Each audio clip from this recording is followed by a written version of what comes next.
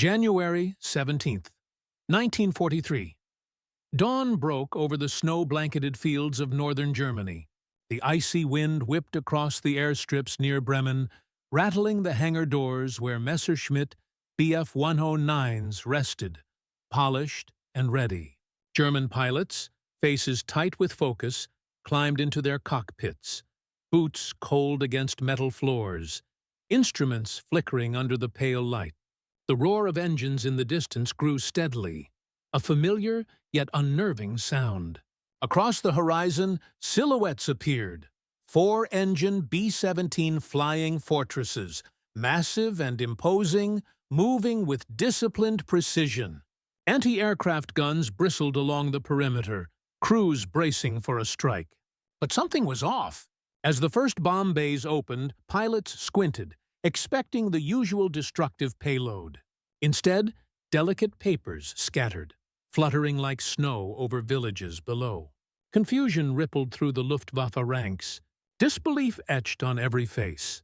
Leaflets, not explosives, no screams, no fire, no craters, only messages drifting over towns and countryside. For German pilots, trained to anticipate devastation, the scene was surreal, almost unreal. That morning, a new dimension of warfare revealed itself. One fought not with fire and steel, but with words. The air hung heavy with both tension and curiosity, and a silent question echoed among the crews. Why? By early 1943, the air war over Europe had reached a critical juncture. The Allied strategic bombing campaign had intensified, targeting German industrial centers, transportation networks, and military infrastructure. Cities like Hamburg, Bremen, and Berlin had already endured waves of bombing raids, leaving scars on the landscape and its people. Factories lay in rubble, rail lines were disrupted, and the Luftwaffe found itself stretched thin, struggling to defend both the Reich's heartland and its occupied territories. Air superiority was no longer a given. Every mission carried risk. Every sortie demanded precise coordination and sheer resolve. German pilots were trained to anticipate destruction, to engage heavily armed bombers, and to confront the relentless thrum of Allied engines slicing through the clouds. Each flight over enemy territory tested nerves, skill, and endurance, often ending with casualties or forced landings behind hostile lines. Morale within the Luftwaffe was fraying. A combination of relentless Allied pressure, fuel shortages, and the psychological toll of witnessing their cities under siege. Within this context, the Allies began experimenting with psychological operations, seeking to undermine German morale without necessarily causing physical destruction. Leaflet drops became a calculated tactic, intended to reach civilians and military personnel alike. These operations were not random. They were meticulously planned. Intelligence teams analyzed German public sentiment, pinpointing cities and regions where the psychological impact would be greatest. The leaflets carried messages emphasizing the inevitability of Allied victory, the futility of resistance, and occasionally practical instructions to minimize harm or surrender safely. The aim was clear: to seed doubt, to fracture confidence in leadership, and to remind German citizens and soldiers that the war was increasingly turning against them. Strategically, these missions required careful timing and coordination. B-17 flying fortresses, the backbone of the U.S. 8th Air Force, were repurposed for such non-lethal missions. These bombers, usually laden with hundreds of kilograms of explosives, now carried thousands of leaflets stacked meticulously to ensure proper dispersal. Pilots underwent briefings similar in intensity to those for conventional raids. Flight paths were chosen to minimize detection by radar and anti-aircraft artillery, while still maximizing coverage over urban centers. Escort fighters, primarily P-47 Thunderbolts and P-51 Mustangs, flanked the formations to deter Luftwaffe interception. Every detail mattered. One miscalculation could result in wasted effort, or, worse, exposure to enemy fire without any strategic gain. At the same time, German intelligence was aware that the Allies were experimenting with psychological warfare, but the scale and execution of these operations remained underestimated. Luftwaffe pilots, conditioned to expect destruction from any incoming bomber formation, were unprepared for a mission where bombs were replaced by paper. Radar operators reported approaching formations, anti-aircraft units raised their guns, and German civilians readied for explosions. Yet nothing of the sort occurred. Instead, the sky rained leaflets, fluttering lazily to the ground. The cognitive dissonance for pilots was profound. These were trained warriors, steeped in doctrine, now confronted by a scenario that challenged every assumption about air raids. This tactic was not only about sowing doubt, it was about controlling perception. By distributing leaflets over towns and military installations, the Allies aimed to project power beyond destruction. The message was subtle yet potent. The enemy could reach any corner of Germany at will, and resistance might be futile. For the pilots witnessing these events firsthand, the leaflets represented an unexpected shift in the rules of engagement. Their instincts screamed for action, for retaliation, yet there was nothing to strike. Observing civilians reading, discussing, and reacting to the messages underscored the novel effectiveness of this operation. Psychological warfare was no longer theoretical.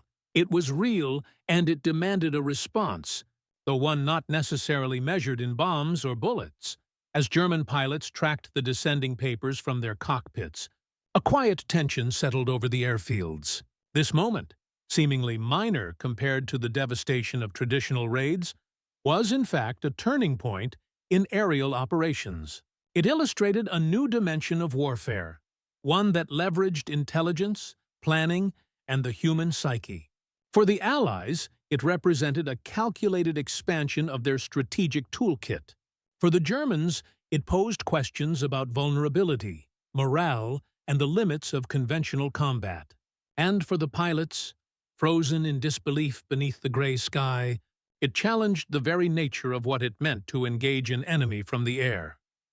The experience of January 17, 1943, set the stage for the unfolding human, tactical, and technological dynamics that would define subsequent operations. It was no longer enough to count bomb tonnage or assess aircraft losses. Commanders on both sides began recognizing that perception, fear, and morale were as critical as firepower. And so, the first leaflets fluttered down across northern Germany, heralding not only a new method of warfare but also a profound shift in the psychological landscape of World War II. 2. The second phase of these psychological operations involved more than simply dropping leaflets over cities. Allied planners meticulously studied German air defenses, weather patterns, and civilian routines to maximize the impact of each mission.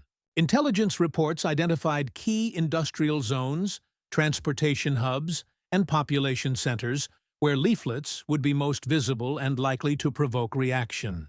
Each aircraft carried thousands of sheets, carefully stacked to ensure an even spread when released at precise altitudes. Pilots were briefed on timing, formation integrity, and evasion tactics. Even for missions without bombs, the danger remained significant. Flak batteries, night fighters, and miscalculations in altitude or navigation could easily turn a non-lethal sortie into a deadly one. German pilots, by contrast, were conditioned for immediate destruction. Years of training, reinforced by doctrine and past combat experience, had instilled in them a binary understanding. Approaching bombers meant bombs, fire, and chaos. The sudden realization that B-17 formations could cross their skies unarmed, yet deliver a strategic blow to morale, created confusion. Radar operators reported formations on the approach. Anti-aircraft units prepared for engagement. Pilots climbed to intercept, instruments cold under gloved hands, adrenaline rising. But when the bomb bays opened, paper, not explosives, cascaded over towns. Civilians looked up in surprise, some gathering sheets mid-air, while pilots above struggled to reconcile expectation with reality. Preparation for these missions was intensive. Allied crews practiced precise altitude maintenance to ensure leaflets dispersed effectively, avoiding clumping or being carried off course. Drop calculations considered wind speed, air pressure, and aircraft velocity. Leaflets were printed in multiple languages, often including German, with concise messages aimed at undermining faith in leadership and highlighting the futility of continued resistance. Some carried practical advice for surrendering soldiers or civilians, reducing casualties while maximizing psychological effect.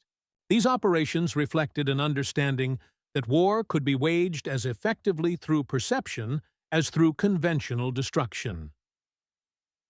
For German forces, the psychological dimension became evident almost immediately. Reports flooded Luftwaffe command posts. Anti-aircraft units had fired on nothing, pilots had returned puzzled, and civilians were reading messages that encouraged doubt and subtly questioned authority. Commanders struggled to issue coherent instructions.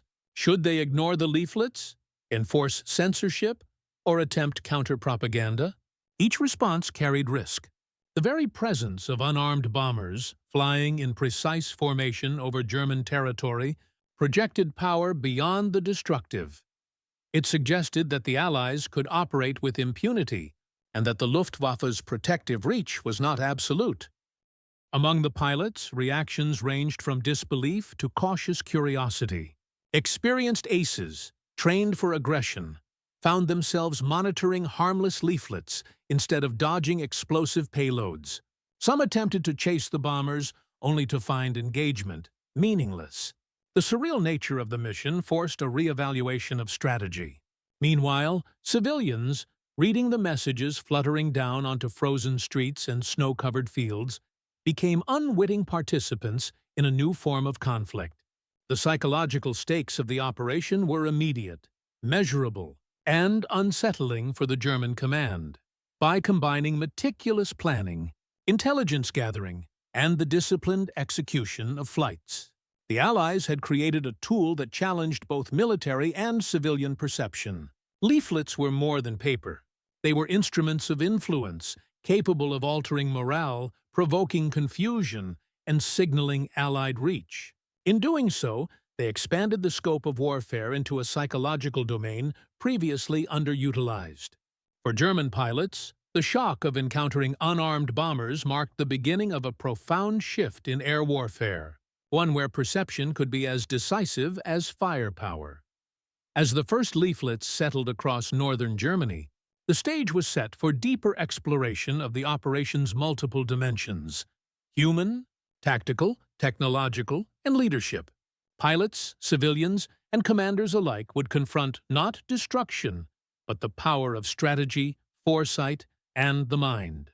The surreal yet meticulously planned flights over German skies signaled that war was evolving, and with it, the very rules by which it was fought. For the German pilots stationed at northern airfields, January 17, 1943, began like any other winter morning. Faces set in concentration, gloves tight, boots icy against the metal floors of their cockpits, they climbed into Messerschmitts, ready to confront the familiar threat of Allied bombers. Years of combat experience had conditioned them to expect destruction at the sight of approaching formations. Bombs, fire, and the inevitable roar of engines overhead. Yet, as the B-17 flying fortresses appeared on the horizon, something was immediately different. The massive four-engine bombers moved with precision, but there was an absence of the usual explosive payload. As the first planes opened their bomb bays, the Luftwaffe pilots watched in stunned silence as thousands of papers drifted gracefully to the towns below. Shock rippled through the ranks. Training dictated immediate action, yet action seemed pointless. Their instincts, sharpened over countless sorties, struggled to reconcile the surreal scene. Some pilots hesitated, gripping controls tighter, eyes scanning for signs of hidden bombs. Civilians, meanwhile, peered through frost-covered windows, gathering leaflets in bewilderment. For both pilots and townspeople, the operation invoked curiosity, confusion, and a quiet tension that no conventional raid could reproduce. In this moment, war revealed an unexpected psychological layer: engagement without physical harm. From a tactical standpoint, the Leaflet missions were carefully orchestrated operations that required precision akin to bombing runs.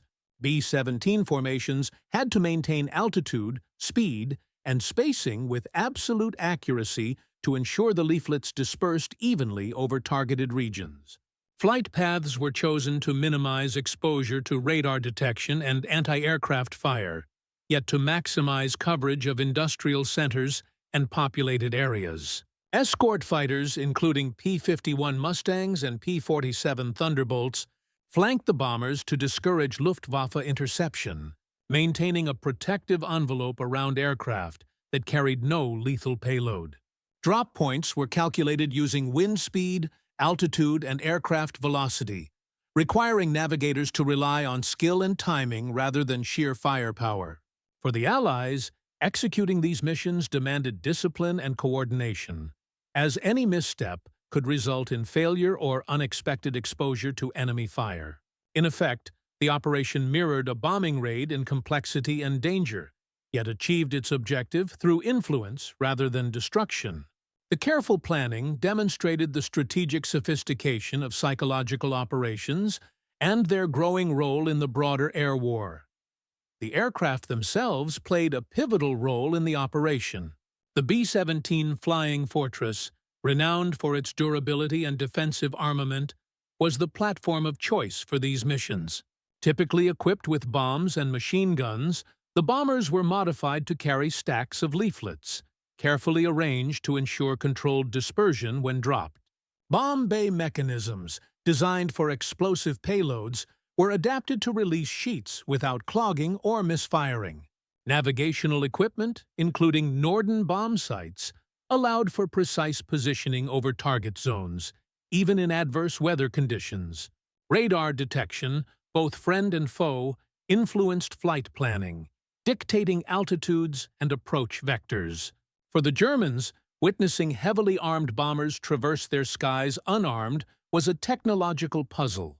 The planes retained all their destructive capabilities, yet executed a mission entirely non-lethal in nature. The contrast underscored a growing sophistication in air operations, where technology served not only as a tool of destruction, but as an instrument of influence, enabling strategic outcomes without the need for physical devastation. Leadership decisions on both sides shaped the unfolding events.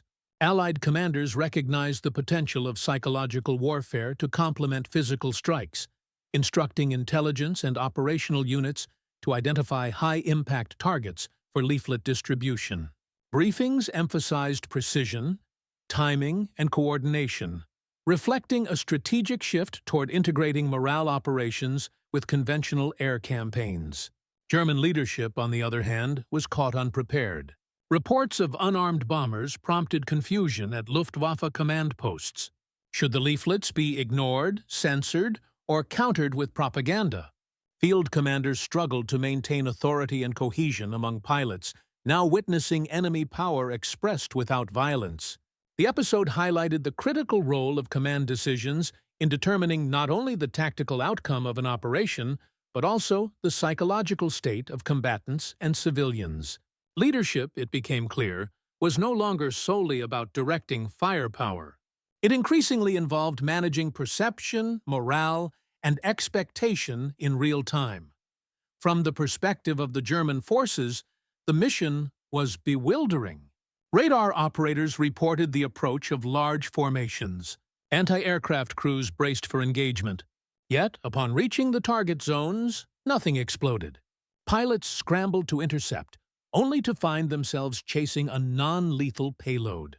Confusion and disbelief spread rapidly through the ranks. Official reports struggled to categorize the event. It was not an attack, yet it demonstrated the enemy's reach and precision. Civilians, meanwhile, interpreted the leaflets as evidence of Allied omnipresence, undermining confidence in the Luftwaffe's protective capacity. The psychological impact was immediate and profound. illustrating that enemy influence could extend beyond bombs and bullets.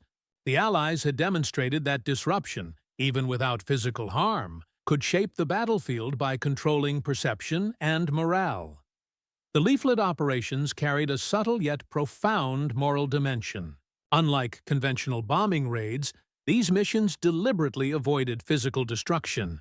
No lives were taken, no buildings reduced to rubble. Instead, the goal was to challenge perception, provoke thought, and encourage reflection among both civilians and soldiers. For Allied crews, executing the missions required restraint, discipline to complete a high-risk operation without causing harm, even when fully capable of destruction. This restraint was itself a moral statement, demonstrating that warfare could be waged strategically without immediate violence.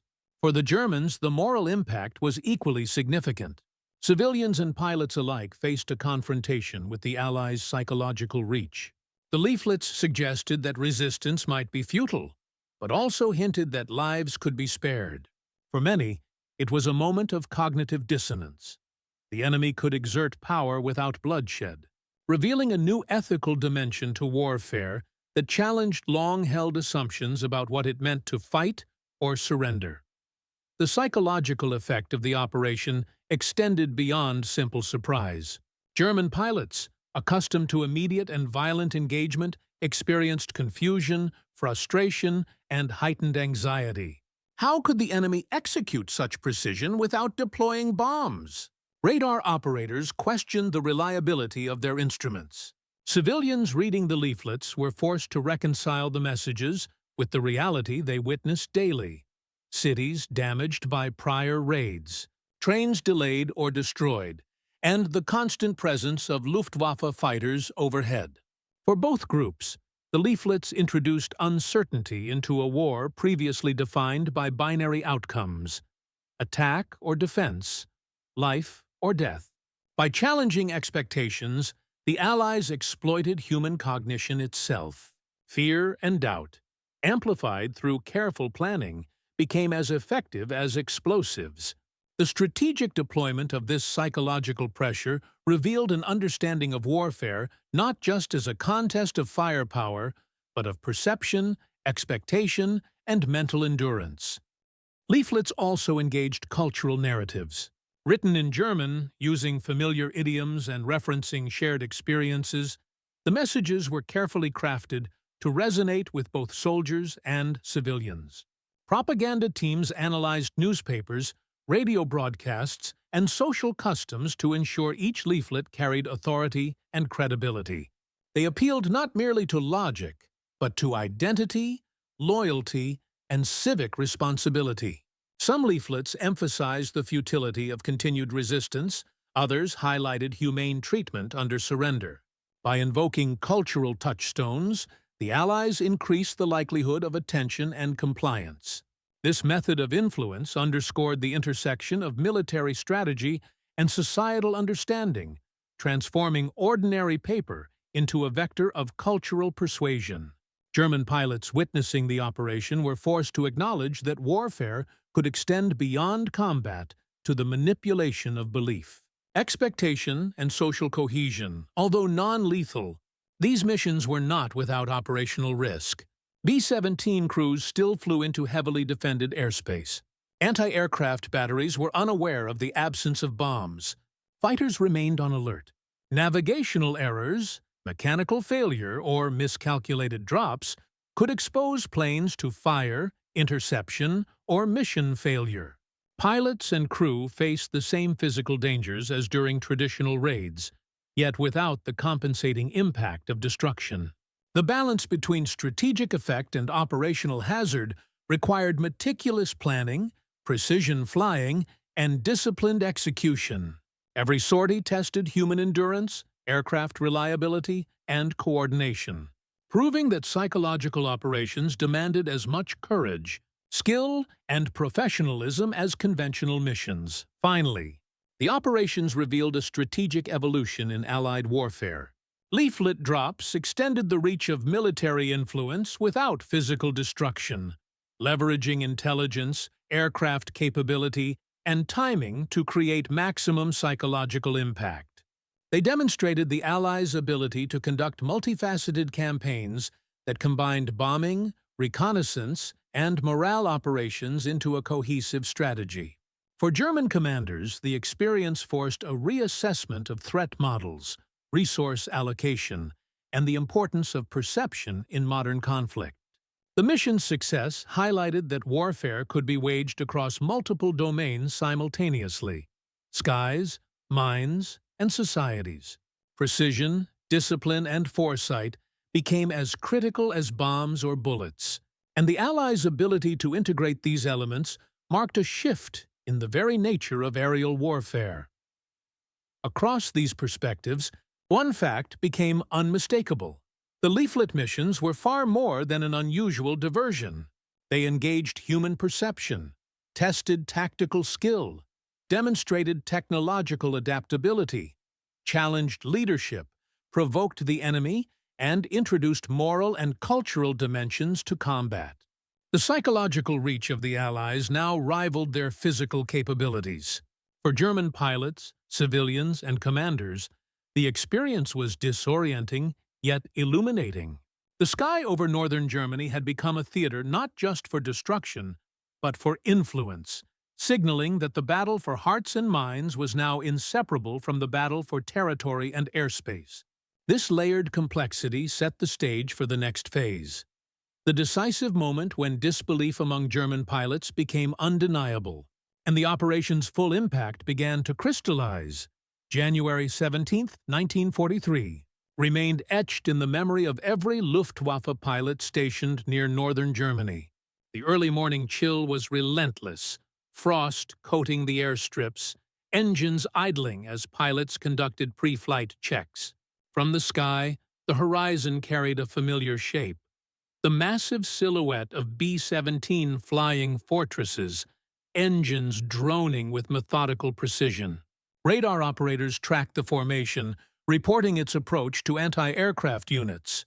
Messerschmitt pilots climbed to intercept, expecting the chaos of bombs and fire. Every instinct demanded engagement. The tension was palpable, each heartbeat echoing in the cockpit over the hum of instruments and the metallic creak of aircraft. As the formation neared, German pilots realized the bomb bays opened. But what poured out was not fire or destruction. Thousands of leaflets cascaded downward, catching on thermals, drifting like snow over towns, railways, and factories. The spectacle left pilots paralyzed, their hands clenched on controls, scanning the horizon for hidden explosives, yet finding none. Confusion gave way to disbelief. Reports crackled over radio channels. No bombs. Leaflets only. Anti-aircraft crews lowered their guns, unsure whether to engage or stand down. The operation had exposed a vulnerability in perception. The enemy could reach deep into German territory with precision and discipline, yet without conventional force. Civilians, meanwhile, scrambled to collect the fluttering sheets. Some laughed nervously. Others read aloud in groups, eyes widening as the messages detailed Allied success, the inevitability of defeat, and subtle warnings for those continuing resistance. From their cockpits, Luftwaffe pilots observed this unusual theater of engagement. Trained to associate enemy aircraft with immediate danger, they were now witnessing a tactical operation that achieved psychological impact without a single casualty. The surreal contrast heightened tension. Each pilot's mental model of warfare was being challenged. Commanders on both sides were acutely aware of the operation's significance. Allied leaders monitored coverage reports, ensuring that the leaflets reached intended zones. Briefings had emphasized precision and discipline. Now, the mission's effectiveness was undeniable. On the German side, command posts attempted to process the unprecedented scenario. Communications from pilots ranged from bafflement to incredulity. Orders were issued to report sightings, but not to engage unnecessarily, creating further confusion. The psychological weight of the operation grew. If bombers could traverse skies without lethal payloads, yet still affect morale and perception, then traditional defense measures were suddenly inadequate. Weather conditions added another layer of complexity. Winter clouds and intermittent gusts influenced the descent of leaflets, requiring navigators to adjust in real time. B-17 formations maintained tight intervals, correcting for wind drift, while German fighters tried to track movements without obstructing airspace. The meticulous orchestration of flight paths, timing, and altitude ensured maximum distribution and visibility.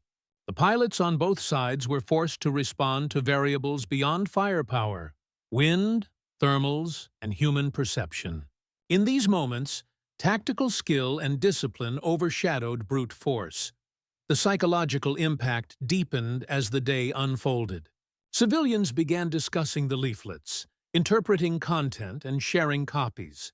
Schools, factories, and public squares became venues of subtle information exchange, amplifying the intended effect. German pilots, returning to airfields after the sortie, were left with lingering questions. Reports indicated the leaflets had reached beyond primary targets, spreading uncertainty across towns and military installations. For many, it was the first time in years of air combat that enemy power had manifested without immediate physical danger. Yet with equally profound implications, simultaneously, the Allies evaluated the mission's success. Observers noted not only distribution coverage, but also behavioral responses. Civilians' curiosity, engagement with content, and even mild panic among some units signaled that the operation was exceeding expectations. From the perspective of strategic planning, the combination of precision flying, disciplined execution, and psychological effect constituted a new dimension of operational success. It was a turning point. The B-17 formations had demonstrated that influence could rival destruction in shaping the battlefield. By mid-morning, German airfields were awash with reports of disbelief. Pilots discussed the event in hushed tones, circling the surreal moment when what should have been a catastrophic raid resulted in no physical damage. Debriefings revealed a shared acknowledgement. Traditional assumptions about bombers and payloads no longer applied. The leaflets had altered expectations, reshaped tactical priorities, and challenged both human and organizational perception. The psychological shock was as tangible as a bomb crater, and its effect would ripple through future engagements. The first wave of leaflets had set a precedent. For Allied planners, the operation validated the integration of psychological warfare into conventional air campaigns. For German pilots, it created uncertainty and forced reconsideration of engagement protocols. Civilians had become active participants, absorbing messages that could influence morale and behavior. And as the day ended, the sky remained quiet, yet the impact of the leaflets resonated more powerfully than any ordnance. The stage was now set for the next, even more pronounced moments of shock and strategic realization, when German pilots, commanders, and civilians would fully confront the implications of this unprecedented form of aerial warfare. The second phase of disbelief came later that afternoon, as reports from scattered towns reached Luftwaffe command posts. Pilots who had engaged the B-17 formations returned with stories that defied conventional military logic. One seasoned ace described circling over Bremen, expecting to encounter bombs detonating below, only to witness leaflets floating past, caught on gusts of wind. Instruments and radar readings confirmed the planes were fully armed, yet no explosives had been released. The cognitive dissonance among pilots was profound. Their training dictated lethal action, yet the reality in the sky was unarmed precision. Orders were transmitted from high command, attempting to impose clarity, but confusion persisted. How should an air force respond when the enemy strikes with influence rather than firepower? Civilian observers amplified the effect. In small towns, factory workers paused from routine labor to collect sheets, drifting over roofs and streets. Families read aloud to one another. Children clutched papers in their hands as snow fell gently around them. Some leaflets contained messages highlighting Allied advances on multiple fronts. Others warned that continued resistance would only prolong hardship. From a military perspective, no damage had been done, yet the psychological consequences were undeniable. Pilots watching these reactions were forced to confront a new reality.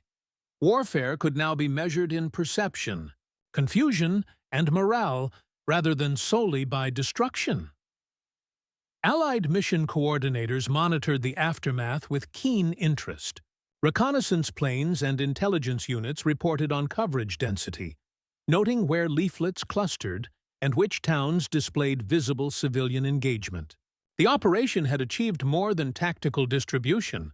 It had reached into the minds of those it touched, from pilots to factory workers.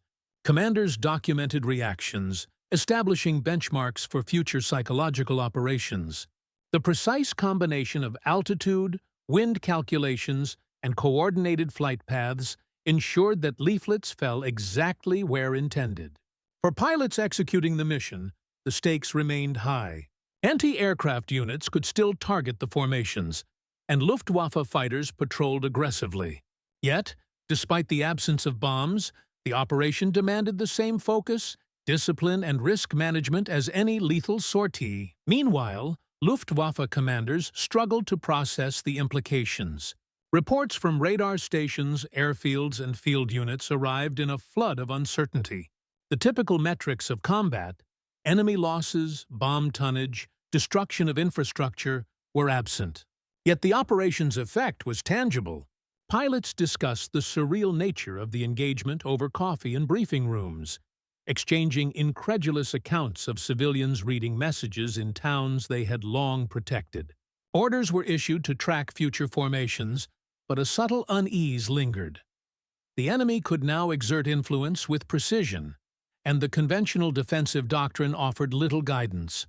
The B-17s had demonstrated that strategy could extend beyond bombs, shaping perception, morale, and expectation in ways previously unimagined. Some pilots attempted to rationalize the events. Observers suggested that leaflets might conceal explosives, or that bombs had been released at higher altitudes out of sight. Yet, follow-up reconnaissance confirmed otherwise. The planes were unarmed in terms of destructive payload, and the operation's sole objective had been psychological. The realization rippled through airfields. The Allies had discovered a method to control the battlefield without firing a shot. The implications extended beyond the immediate moment. If perception could be manipulated effectively, then morale, decision-making, and even future combat readiness could be influenced long before bombs ever fell. By late afternoon, the full weight of the operation became apparent. Reports reached the highest echelons of Luftwaffe leadership, documenting pilot confusion, civilian reactions, and the absence of casualties. Senior officers convened to assess strategic implications. Some argued that the leaflets were harmless distractions. Others warned that repeated operations of this type could erode confidence, reduce morale, and force reallocations of defensive resources. The episode had achieved what conventional bombing could not. It had introduced uncertainty, exposed vulnerabilities, and expanded the battlefield to include mines as much as terrain. In this moment, the psychological architecture of war revealed itself. German pilots, disciplined and trained for lethal engagement, had encountered a scenario where lethal engagement was irrelevant. Civilians, conditioned to fear destruction, absorbed messages that challenged authority, highlighted inevitability, and offered alternative pathways. For Allied planners, the mission validated months of meticulous preparation, proving that precision, intelligence, and discipline could yield strategic advantage without a single bomb detonating. As twilight descended over northern Germany, B-17 formations returned to England, engines humming, crews exhausted but aware of their success. German airfields were quiet, yet a palpable unease lingered. Pilots debriefed in disbelief, commanding officers recorded observations, and civilians clutched leaflets with both curiosity and apprehension. The operation had changed the rules of engagement, demonstrating that the sky itself could be a theater of influence as effectively as it had been a domain of destruction. The events of January 17, 1943, marked a turning point not only for psychological warfare, but for the broader understanding of aerial combat. Disbelief among German pilots had become unmistakable. Tactical assumptions had been challenged, and the power of perception had proven itself a decisive element of strategy. The stage was now set for the aftermath. The consequences of this unprecedented operation, measured in morale, strategy, and the subtle recalibration of both enemy and civilian expectations.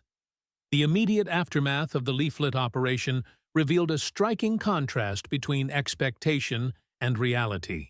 German airfields, normally filled with the clamor of returning pilots reporting bomb strikes or losses, were unusually subdued.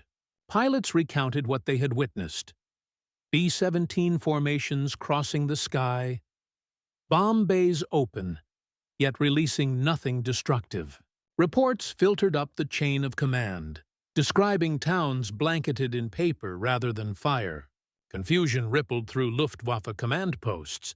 Standard operating procedures designed to respond to raids with anti-aircraft fire and fighter interception seemed insufficient. For commanders, the psychological weight of the mission was clear. Enemy influence had been exerted without the expenditure of ordnance or lives, a phenomenon that required strategic reconsideration. Civilians' reactions underscored the operation's effectiveness. In industrial cities like Bremen and Hanover, workers paused to collect leaflets, drifting onto factory roofs and snow-covered streets. Families huddled indoors, reading aloud the messages that described Allied advances, suggested the futility of resistance, and warned that continued defiance could prolong hardship. Some locals attempted to dispose of the papers quickly, fearful of being seen by authorities, while others secretly discussed the content, passing it from hand to hand. For the first time, ordinary citizens were actively engaged in interpreting the messages, becoming participants in the psychological dimension of war. The operation demonstrated that influence could reach beyond military targets, touching the broader social fabric of occupied territories. From the Luftwaffe perspective, the implications were unsettling. Pilots, accustomed to immediate cause and effect in combat, were forced to grapple with the unexpected. Debriefings revealed a pervasive sense of disbelief. Trained airmen had confronted formations they could not engage meaningfully, witnessing strategic effect without the typical measures of bombs, damage, or casualties. High command issued orders to increase vigilance, yet acknowledged that traditional metrics could not fully capture the impact. Radar operators and fighter controllers were challenged to adapt, as visual confirmation of non-lethal activity required a recalibration of threat assessment. Allied planners monitored the results carefully. Reconnaissance flights and intelligence reports indicated that leaflets had successfully reached their intended zones, often dispersing far beyond target cities due to wind patterns. Analysts noted civilian curiosity, engagement, and even subtle disruptions in local routines. Factory work slowed briefly as leaflets fell over industrial districts. Discussion among civilians sparked concern over leadership decisions and the overall trajectory of the war. Strategically, the operation had achieved a psychological victory disproportionate to its physical footprint. In effect, the Allies had demonstrated that influence could rival destruction in shaping enemy behavior, a lesson that would inform subsequent missions across Europe. The mission also revealed limitations in German communication and coordination. Field commanders struggled to interpret scattered reports, and local authorities faced the challenge of managing civilian reactions. Instructions varied. Some units attempted to collect and censor leaflets. Others circulated counter-propaganda. The inconsistency in response highlighted the difficulty of controlling perception once information had entered the public sphere. For German pilots, the surreal nature of the day lingered. Despite rigorous training and combat experience, they had witnessed a form of engagement that defied their expectations, undermining confidence in both equipment and doctrine. Ultimately, the aftermath of the Leaflet operation was both subtle and profound.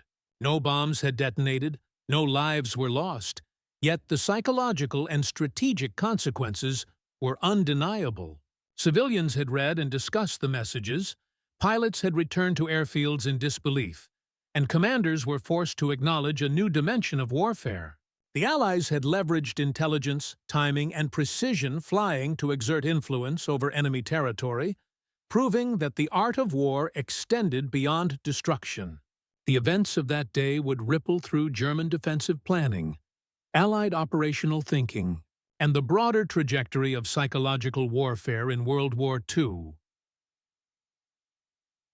The quiet of northern Germany following the mission contrasted sharply with the tension that had filled the skies hours earlier. Leaflets fluttered over snow-dusted streets, towns buzzed with discussion, and pilots sat in mess halls recounting an experience that challenged every assumption about combat. It was an aftermath measured not in rubble, but in perception, uncertainty, and the subtle recalibration of morale. The stage was now set for further reflection on the broader consequences of the operation, its strategic significance, and its enduring imprint on the course of the war. As days passed, the implications of the Leaflet operation became increasingly apparent across northern Germany. German military units reviewed reports from both pilots and civilian authorities, attempting to gauge the operation's true effect. While physical infrastructure remained untouched, morale was subtly shaken. Pilots, trained to engage threats decisively, faced the lingering reality that the Allies could reach deep into German territory and execute precise missions without a single bomb. The psychological dimension of the campaign challenged conventional defense protocols. Radar stations, anti-aircraft batteries, and airfield command posts were now forced to consider scenarios where the enemy could inflict strategic impact without destruction, reshaping threat assessments and response strategies. Civilian populations continued to engage with the leaflets. Factory workers, office clerks, and farmers read the messages aloud, debated their meaning, and shared copies discreetly. Even in smaller towns, the reach of the operation became evident. Discussions extended beyond immediate content. Some questioned leadership, others speculated on Allied capabilities, and many noted the unprecedented nature of being affected by an air operation without suffering casualties. These conversations, unquantifiable yet significant, demonstrated that influence could extend beyond physical borders into the realm of perception, subtly altering civilian sentiment. For the Luftwaffe, the event prompted urgent strategic reassessment. Pilots returned from sorties discussing the surreal experience of confronting unarmed bombers, challenging their understanding of both enemy tactics and defensive priorities. Training and doctrine were reviewed, emphasizing the possibility of non-lethal yet disruptive operations. High Command began to acknowledge that future engagements might no longer conform to previous patterns of cause and effect. The experience highlighted a vulnerability in the German approach. Their systems were calibrated to respond to destruction, not psychological disruption. This realization foreshadowed adjustments in reconnaissance, communication, and coordination throughout the following months. On the Allied side, mission analysis underscored the success of combining intelligence, precise execution, and psychological insight. Leaflet operations had demonstrated that warfare could influence an enemy population and military forces simultaneously, achieving strategic objectives without traditional destruction. The operation validated months of planning, including route optimization, altitude control, and careful coordination of bomber formations. Crew members recognized the unique challenges of these missions, flying into heavily defended airspace, maintaining formation discipline, and executing drop procedures with meticulous precision, all while knowing the intended impact was entirely psychological. The operation had proven that influence, when carefully applied, could rival conventional military power. Strategically, the psychological ripple effects extended beyond immediate perceptions. German command posts realized that repeated operations of this type could erode morale, compel resource allocation toward monitoring rather than engagement, and introduce uncertainty in operational decision-making. Civilians, previously passive observers, now became active participants in the dissemination and interpretation of messages, amplifying the operation's reach. The Allies had effectively expanded the battlefield to include the minds of enemy soldiers and citizens, creating a new layer of operational complexity.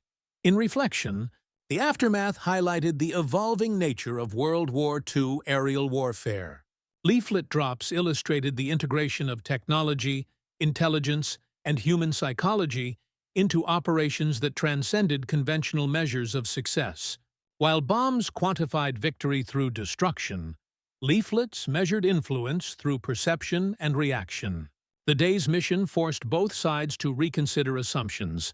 The Allies realized the potential of non-lethal strategic operations, and the Germans confronted the challenge of protecting not only territory, but morale and expectation.